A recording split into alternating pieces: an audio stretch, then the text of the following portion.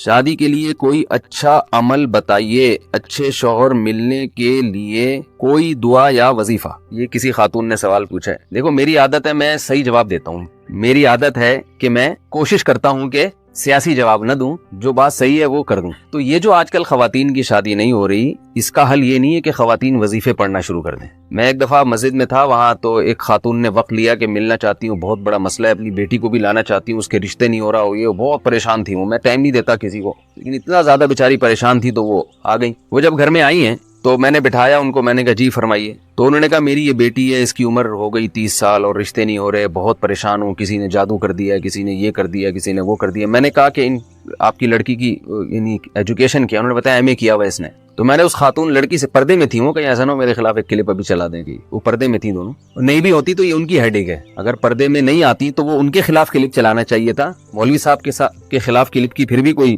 سمجھ میں آ رہی ہے نا بات۔ یہ بعض دفعہ ایسا ہوتا ہے بے پردہ خاتون کوئی مولوی صاحب کے سامنے آگے بیٹھ گئی، اب فوراً لوگ نے کیا کر دیا، کلپ بنا کے یوٹیوب پہ ڈال دیا، وہ بیٹھے۔ بھائی اس کے خلاف کلپ بنا کے ڈالو کہ وہ کسی مرد کے سامنے بے پردہ ہو کے کیوں بیٹھی ہے، ٹھیک ہے نا۔ مرد کو پردہ کرنے کا حکم نہیں ہے، پردہ عورت کا حکم ہے۔ تو وہ میں نے ان سے، ان کی جو بچی تھی نا، میں نے ان سے کہا آپ نے ایم اے کیا ہوا ہے، ماشاءاللہ آپ پڑھی لکھی ہیں۔ تو میں نے ان کو ایک مثال دی، میں نے کہا مجھے ایک بات بتائیں کہ ایک آدمی میرے پاس آتا ہے اور مجھ سے کہتا ہے یہ دروازہ بند کر دینا، یہیں سے میری اسپیکر میں آواز ریپیٹ ہو کے آ رہی ہے تو وہ تھوڑی سی کنفیوز ہو رہا ہوں۔ تو میں نے ان سے کہا کہ بھائی دیکھیں کہ میرے پاس 50 روٹیاں ہیں اور بندے ہیں 75 یا 100 آدمی ہیں، مجھے کہا جا رہا ہے، بلکہ 100 خواتین ہیں، کیوں فرض کر لیں، مجھے کہا جا رہا ہے کہ یہ 50 روٹیاں 100 خواتین میں تقسیم کریں اور اس طرح تقسیم ہو کہ ہر خاتون کے حصے میں ایک ایک روٹی آئے۔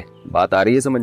ہر خاتون کے حصے میں ایک ایک روٹی آئے، کیونکہ ایک روٹی سے کم میں پیٹ نہیں بھرے گا۔ تو میں کر سکتا ہوں، میں یا تو اب میرے پاس 2 آپشن ہے، یا تو میں 50 روٹیاں 50 خواتین کو دے دوں اور باقی 50 کو آپ بھوکے رہو، یا یہ ہے کہ وہ آدھی آدھی توڑ کے، کیا خیال ہے بھائی، ایک روٹی میں 2 خواتین، بول لینا کوئی گورنمنٹ کی طرف سے پابندی نہیں ہے، ایک روٹی میں 2 خواتین شریک ہو جائیں۔ اب کیا ہے کہ میں جو اصل حل ہے وہ تو نہیں بتا رہا لوگوں کو کہ بھائی یہ ایک روٹی میں 2 خواتین شریک ہو جائیں، یہ نہیں بتا رہا میں، بلکہ میں کہہ رہا ہوں یار روٹیاں 50 ہیں اور میں جب بھی تقسیم کرتا ہوں 50 بیچاری بیٹھی ہوئی ہے، ان کو ملی نہیں رہی روٹی، تو اب میں ان کو وظیفہ بتاؤں کہ آپ ایسا کریں، سورہ مزمل 18 دفعہ پڑھیں، آپ سورہ ملک 15 دفعہ پڑھیں، آپ جو ہے تہجد میں ربنا ہب لنا من ازواجنا وذریاتنا قرۃ اعین واجعلنا للمتقین اماما، یہ والی دعا 345 دفعہ پڑھیں، اور چوغتائی صاحب کا رسالہ پڑھا کریں افخری، ٹھیک ہے نا، اس میں اور وظیفے ہیں۔ تو یہ کوئی کامن سینس کی بات ہوگی؟ بھائی ہے ہی نہیں، جب ہے ہی نہیں تو کہاں سے وہ ڈیوائیڈ ہو جائے گا؟ حل یہی ہے کہ اس ایک روٹی میں 2 خواتین بولیں بھائی شریک ہو جائے۔ تو مسئلہ یہ ہے کہ مرد جو ہے نا، مرد، ان نالائقوں نے نکاح کرنا چھوڑ دیے ہیں، دیر سے نکاح کرتے ہیں، عیاشی مردوں میں بڑھ رہی ہے، جو نکاح کرنے والے مرد ہیں وہ معاشرے میں تھوڑے ہیں۔ سمجھ میں آ رہی ہے بات؟ ورنہ زنا اتنا پھیل گیا ہے، دوستیوں کا ماحول اتنا زیادہ ہو گیا ہے کہ انہوں نے نکاح کرنا، مردوں نے، آپ جائیں نا، میں تو جانتا ہوں 40 50 سال عمر ہو گئی نکاح نہیں کرتے، اور جو نکاح کے لائق ہیں وہ بھی سارے، یعنی جو نکاح کرنا چاہتے ہیں وہ بھی سارے نکاح کے لائق نہیں ہیں، بے روزگار ہیں، کوئی سٹا لگا رہا ہے، کوئی گٹکے کھا رہا ہے، کوئی جو ہے نا صحیح طبیعت کا آدمی نہیں ہے، جبکہ خواتین میں برائیوں کا ریشو کم ہے، چرسی ہیروئن چی عورتوں میں ہوتے ہیں، مردوں میں ہوتے ہیں، کیا خیال ہے؟ بے روزگاری یہ عورت کے حق میں عیب نہیں ہے، مرد کے حق میں عیب ہے بے روزگار ہونا، عورت کا تو کوئی عیب نہیں ہے، تو جو بے روزگار آدمی ہے وہ بھی نکاح کے قابل نہیں ہوتا، تو تھوڑے لوگ ہیں جو نکاح کے قابل ہیں، اس لیے خواتین کے لیے رشتوں میں مشکلات پیش آ رہی ہیں۔ تو اس کا اصل حل وہی ہے جو بڑا کڑوا لگتا ہے لوگوں کو، کہ بھئی ایک اچھے مرد پہ ایک عورت قبضہ نہ کرے، بلکہ وہ دوسری عورت، ایک مرد جو ہے ایک سے زیادہ عورتوں کو اپنے نکاح میں لے لے، جو ذمہ دار اور سمجھدار مرد ہیں، پھر وہ برابری بھی کرے، حقوق بھی کرے۔ بہت سے لوگ کہتے ہیں مرد ذمہ دار نہیں ہے، تو بھئی کیا سارے غیر ذمہ دار ہیں؟ کچھ تو ہوں گے نا جو ذمہ دار ہوں گے۔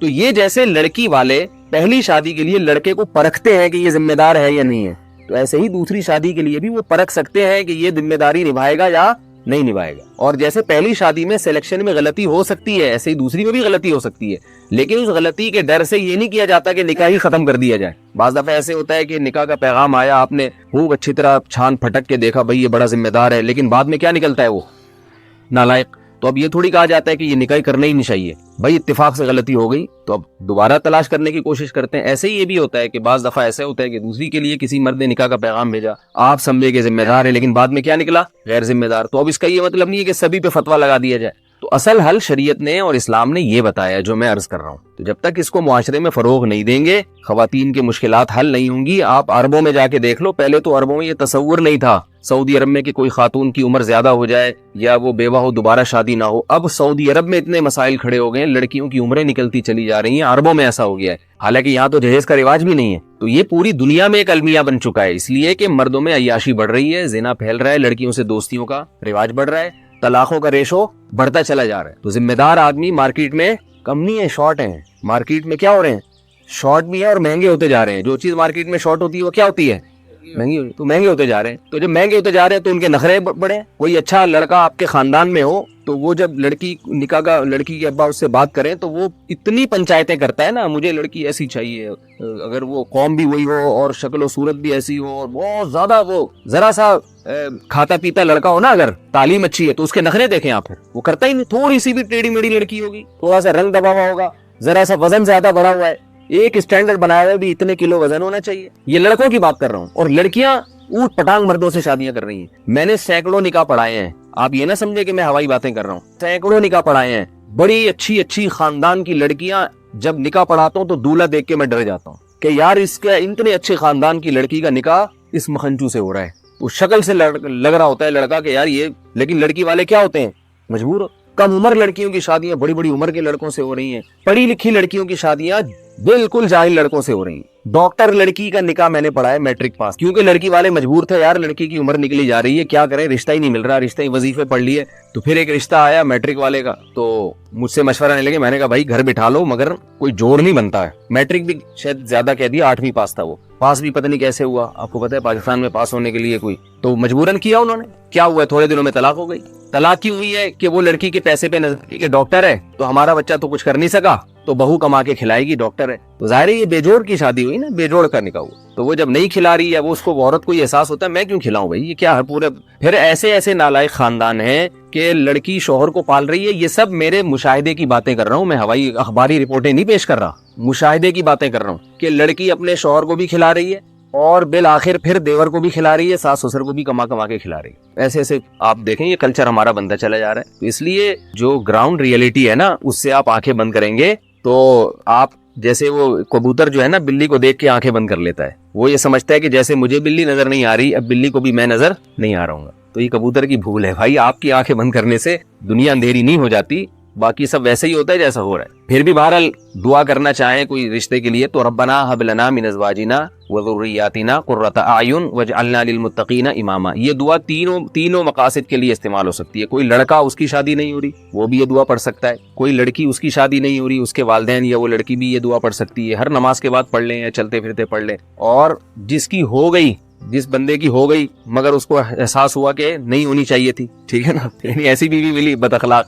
تو وہ بھی یہ پڑھ سکتا ہے کہ اللہ میری آنکھوں کی ٹھنڈک بنا دے اس کو. اور جس خاتون کی شادی ہو گئی وہ شوہر نالائق نکلا تو وہ بھی یہ دعا پڑھ سکتی ہے شوہر کو لائق بنانے کے لیے. پھر نکاح ہو گیا, اولاد نہیں ہو رہی, اس کے لیے بھی یہ دعا ہے. اور اولاد ہو گئی مگر نالائق اولاد ہے تو اس کے لیے بھی یہ دعا ہے. بڑی زبردست دعا ہے, یہ یاد کر لیں. سورہ فرقان کے آخری رکوع میں ہے ربنا, ابھی نہ دہرائے, میں صرف ترجمہ بتاتا ہوں. ربنا ہب لنا من ازواجنا, اے اللہ ہمیں ہمارے ازواج کی طرف سے. ازواج کا جو لفظ ہے یہ بیوی کے لیے بھی استعمال ہوتا ہے اور شوہر کے لیے بھی استعمال ہوتا ہے. یعنی عورت ازواج کہے گی تو شوہر کے لیے استعمال ہوگا, اور شوہر کہے گی یہ دعا مانگے گا تو کس کے لیے, تو اے اللہ تو ہمیں ہماری ازواج کی طرف سے قرۃ اعین, آنکھوں کی ٹھنڈک عطا فرما, اور ذریت یعنی اولاد کی طرف سے بھی. تو آنکھوں کی ٹھنڈک جبھی ہوگی نا جب بیوی ہوگی, تو یہ کنواروں کے لیے بھی ہے. اور شوہر آنکھوں کی ٹھنڈک جب بنے گا جب عورت کا شوہر ہوگا, تو یہ یعنی شوہر کی ملنے کے لیے بھی اچھی دعا ہے. اور پھر شوہر نالائق ہے تو اس کو آنکھوں کی ٹھنڈک اللہ بنا دے, اس کے لیے بھی ہے. پھر اس میں ذریات نیک یعنی اولاد کے لیے بھی ہے کہ اولاد کو بھی آنکھوں کی ٹھنڈک بنا, تو اولاد ہوگی تو آنکھوں کی ٹھنڈک بنے گی نا, تو اولاد ہونے کی بھی دعا ہے. اور اولاد اگر بگڑی ہوئی ہے جو آنکھوں کی ٹھنڈک نہیں ہے, آنکھوں میں اسے دیکھ کے مرچیں لگنا شروع ہو جاتی ہیں, ٹھیک ہے نا, ایسا نالائق اولاد ہے, تو اس کے لیے بھی ہے یہ دعا. تو اس لیے یہ سورہ فرقان کی دعا ہے, آخری رکوع میں ہے ربنا ہب لنا من ازواجنا وذریاتنا قرۃ اعین واجعلنا للمتقین اماما. اور اس میں کیا ہے, اے اللہ ہمیں متقین کا امام بنا دے. اس کا کیا مطلب, ہمارے ماتحت جتنے ہوں سب نیک پرہیزگار ہوں, کیونکہ ہر ایک کے ماتحت کوئی نہ کوئی ہوتا ہے. ماں باپ کے ماتحت کیا ہوتی ہے, اولاد ہوتی ہے. تو اللہ ہمیں پرہیزگاروں کا امام بنا, یعنی ہماری اولاد کو کیا بنا دے, نیک بنا دے. شوہر کہہ رہے میری زوجہ کو کیا بنا دے, نیک بنا دے. تو یہ ساری اس بڑی جامع دعا ہے, اس لیے اس دعا کو مانگنا چاہیے.